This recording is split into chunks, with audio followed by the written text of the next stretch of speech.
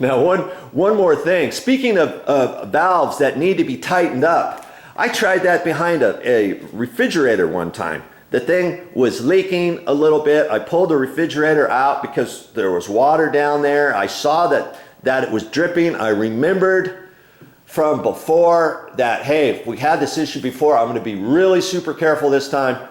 And I should have went outside and shut the water off, shouldn't I? And I tried tightening that thing up, and yes, you guessed it, it popped off. Here it's in a house I was living in. All the floors are done, the linoleum's done, and everything, and nobody's around. And I had a rag, and the thing popped off. And I put my hand over it with the rag, and I'm like, what do I do? What do I do? You know, nobody was around. It was before cell phones and all that kind of stuff. And I thought, okay, I'm gonna have to run out to the front yard, shut the water off, and just let this pour out. And I counted to 3. Okay, here I go. And so I did, and luckily, you know, when I came back in, I had to get the mop and a sponge and bucket and all that kind of stuff, and I got it all up. But can you imagine if something like that happened to you, and if you didn't know where your main water shutoff was and how to turn it off, you'd be up the creek without a paddle, so to speak. Okay, so check that out, because sometimes, most times, you know, in the old days, there's just a valve out there and you can just turn it off. Well, depending where you live, if you live in a snow zone like where we do, they may have the valve down underneath the ground about 2 feet so it doesn't freeze and all that kind of stuff. It might even be deeper than that. It could be 3 feet.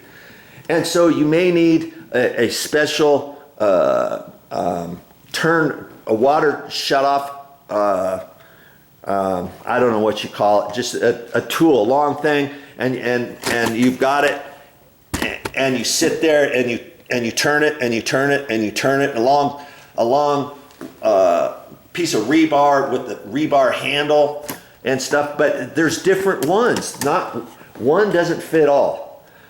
Okay.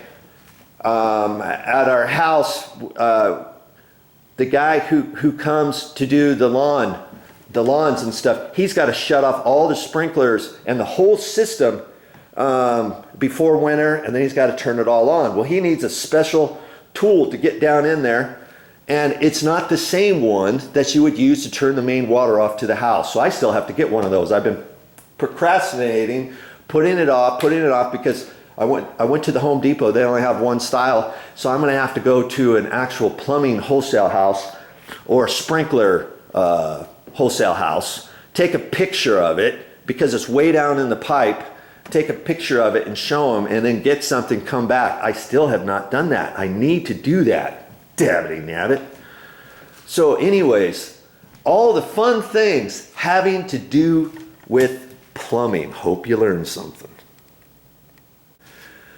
You know, back to that water heater, even if I would take that ladder out and upgrade that to a 60, that's really, I don't know, it's borderline. You know, if somebody's taking a bath in a jacuzzi tub, if you happen to have a jacuzzi tub, most people don't in a little condo. Well, for some reason this one's got one, and there's 3 bathrooms here. There's a sink, there's washing machine, and you know, everything that goes with it, the dishwasher.